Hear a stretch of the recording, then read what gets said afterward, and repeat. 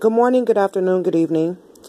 Welcome to another video audio series where we'll be discussing, or I'll just be telling you what you can do while you are building up your money. So say, for instance, you need $25,000, and that's based on some rough figures. You may even need more. So we've already covered the businesses that you can do with under $100. Hopefully you have one of those, one or two or three of those things going.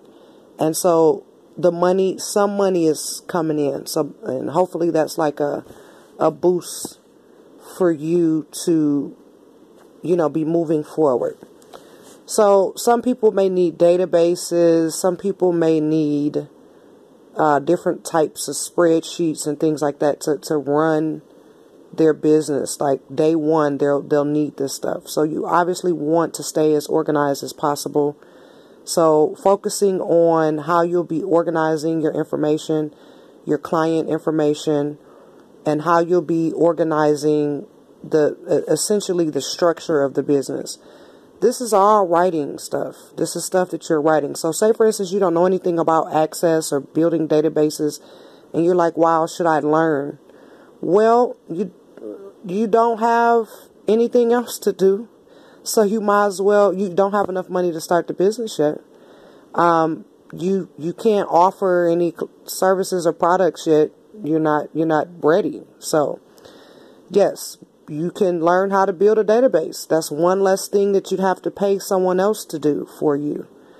It's one less headache. So if it takes you, say it takes you 20 hours to really sit down and learn how to build a nice quality database, well, break it down and go and learn. There's plenty of YouTube videos, plenty of information out there that will teach you how to build a database for free. So if you don't have Access, you can always download OpenOffice, which is a open source design or program suite that resembles it has the Microsoft, or it resembles Microsoft in the sense where it has Word, Excel, a database program, and I believe it has Design. Oh, I can't remember if it has Design in there, but if it doesn't, you have GIMP, which is GIMP. So all of these are free to you. So say you cannot afford the Microsoft suite, say you can't afford Adobe Dreamweaver, all of these different programs. You can use those free programs, and you can begin writing, typing out your business plan, doing your numbers, your spreadsheets, your Excel work that you have to do, your database for your clients, and other information that you want to have secured, or that you want to gather and you want it to stay organized. So yes, these are all of the things that you can be doing. And so you're thinking to yourself, okay, you want to spend your time wisely. What should I do first? Well, if you don't have any money to start the business yet, I would be writing the business plan and getting all of the structural things ready for my business. All of the marketing content stuff that blogs and kind of just gauging what you need and writing down all of the things that you need in the order that you need them, and just checking them off as you go down the list. And so you may be a year out from reaching your financial goal. You may be longer than that. So within that year, within that 2 years, or within that 18 months, each day you're working on different aspects of your structure. Now I'll get a little bit more in depth into the business plan, what all goes into a business plan, but hey, it's out there for you too. That's another thing. How to write a business plan. You can literally Google that, and it will show you step by step how to write a business plan. So of course everything is for sale. So they have software out there that you can buy, and it will assist you supposedly in writing the plan. Now that's not my way. I don't knock other people that do it that way, but if you have the structure and the layout, what all goes into the plan, and you begin just writing those pages. I like to do the business plan in the beginning, because a lot of times you may find out the thing that you wanting to do, it may not be time for that, or your area may be already saturated with, you know, too many people doing the same. That it's like a bunch of people doing that already, and it will cost you more money to take some of that market share. So you may find out in writing that business plan, when you get to the competition part, when you get to the marketing part, even at the startup, when you start looking at the startup expenses, and you're like, wow, I need all this money. So instead of chunking all of that money down, you're really sitting back seeing, is this something that's viable? Now, if this is your passion, if it's your passion, go for it. Like, it doesn't matter if the market is saturated or not. Like, your whole thing is that you're going to do this and you're going to do it better. You're going to be one of the many people offering this service, and you're not going, or product or whatever, and you're not going to stop. So that passion overrides everything. But I would say sitting down, writing that business plan, doing all of the things that you could do for free, the learning portions of it, going to the library, seeing what books they have there. Some books you may have to buy, so that's a little investment, but hey, half price books is always a great place to find cheap books. You know, you don't have to pay full price for them. So these are all of the things that you could be doing, and you write down everything that you need done, and then you start ordering. Okay, I definitely need to write my business plan. I definitely need some type of database. I definitely need marketing or content for my marketing. You know, honing what you're going to say in that content, and writing it and rewriting it and proofing it, and then all of the social networks and the online stuff that you have to create. You know, you're writing this stuff down, and you're ordering it to where you can get these things done. These are small little goals. So day one, you've created all your social media stuff.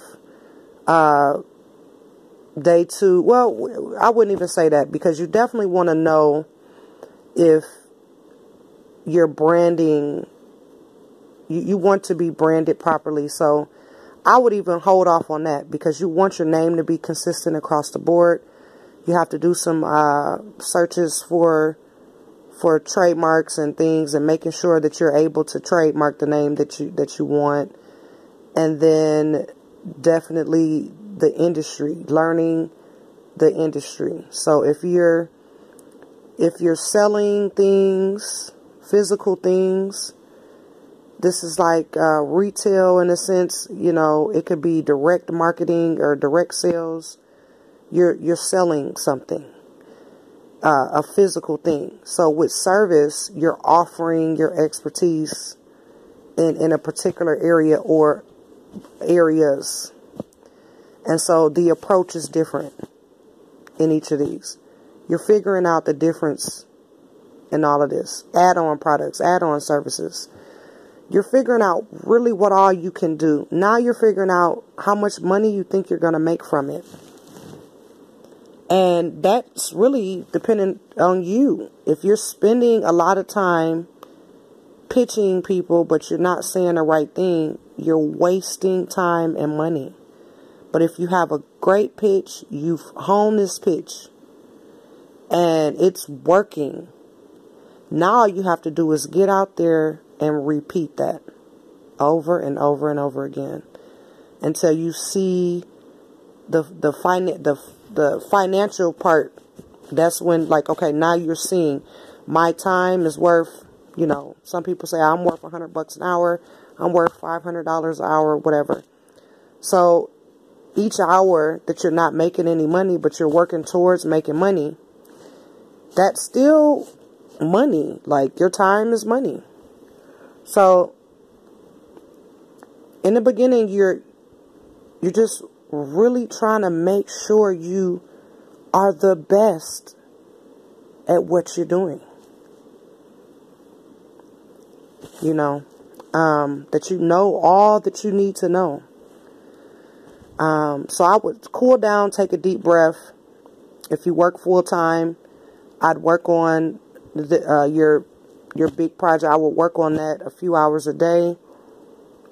Make sure that you're spending time working on it consistently, but also getting your rest. Because I know I hear people say, I'm staying up to 2 o'clock in the morning. I only sleep 4 hours a day. You're not going to be at your best, unfortunately. And I know some people don't sleep. Just because you don't sleep, it doesn't mean it's healthy for you. So 3-4 hours a day, you can dedicate a couple of your off days to where you're working the full 8 hours towards yourself.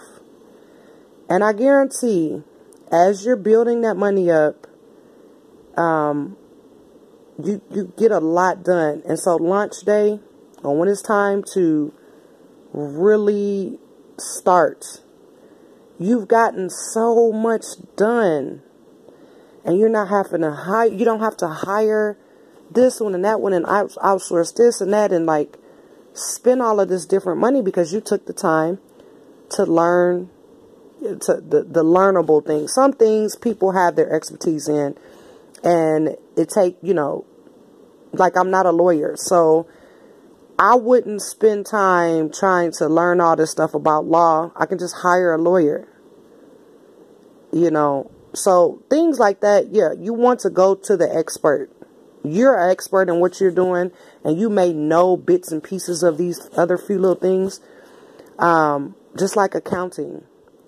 You're not an accountant. You know, when you get to doing your taxes and stuff like that, you may have done your taxes before, but you're not a CPA. So at the end of the day, you'd have to hire a CPA.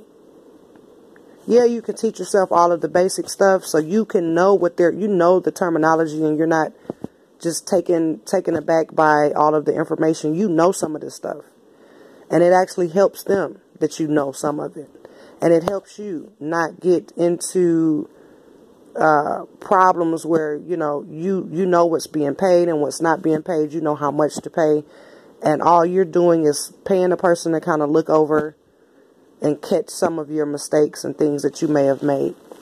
So that's what you can do while you're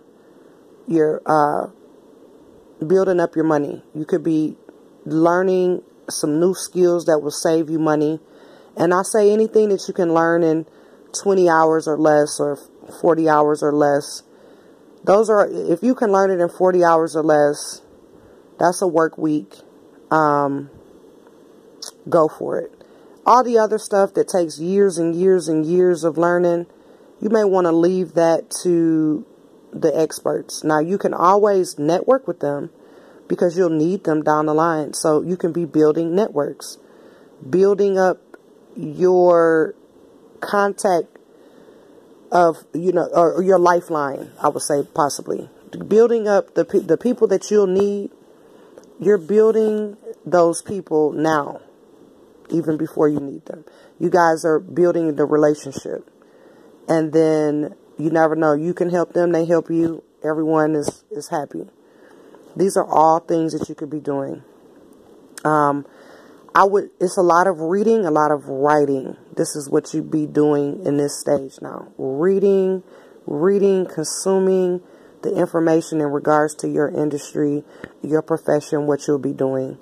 And writing how it pertains to you, the business plan aspect of it, the marketing content, and writing out what your direction will be, and all of the things that you'll need to be successful.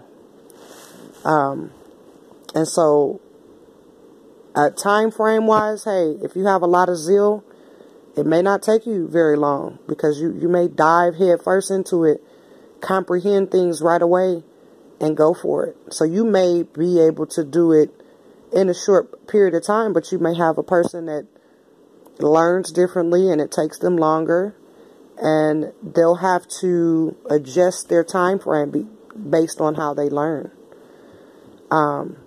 So that's what you could be doing. You can Google how to write a business plan. You can, that alone, if you've never written a business plan, that alone is going to tie up a nice piece of your time. And guess what? There's two. There's one internally, your business plan that's just for you. And then your business plan for your company, and the one that you'll present to investors. And some people say, oh, business plans are dead. Well, if you don't plan, your plan probably will fail. So writing out something, in my opinion, is a good idea. If you choose not to, that's on you. Again, I write business plans. So I try to get people to really sit down and think critically where they're trying to go. And I get excited for their bigger picture. People are like, oh, you know, but then I also bring them back to reality and let them know what you could be doing while that bigger picture is coming into focus. So you're sitting back, you need a lot of money. Most businesses need money. And you may want investors, you may want all of these different things. In the beginning, you are simply learning, you're consuming knowledge, you're writing, and you're comprehending that knowledge. That's it, and that's all. So I'm going to keep this video under 20 minutes. I'm going to come back through and discuss business plans a little bit more in depth. And I'll give you the pros and cons, because some people use the business planning process as a procrastination tool, and they'll always be sitting there writing it and not doing much. Once you write it, once you know what you need to do, guess what? You have to go and do it. So you can't just write the plan and leave it somewhere. Oh, I don't have enough money. Well, you have time. What could you be doing towards the business or for the business with the time that you have? So yes, you may have a few little dollars here and there to get DBAs and to incorporate, and you may be able to even trademark your name. But as you're getting, we're doing it as if you haven't even gotten to that point yet. And even just we'll get into a audio session with the naming, picking a name and figuring out if it's taken. It's actually a pretty simple process. It's right online that you can check. You can also hire a lawyer. They'll be able to give you, or, check more extensively. But again, this is saying that you have capital to do this. So most people, they don't have any money yet.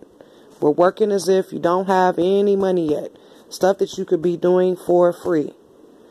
You have your paper, you have your pen, you have your resources like the library, and you may have a few little dollars to buy one of the books that you see on, what you're trying to do, sales strategies or, but you get caught up in just consuming knowledge, and then you're not going to put anything into action, and then you've kind of cheated yourself.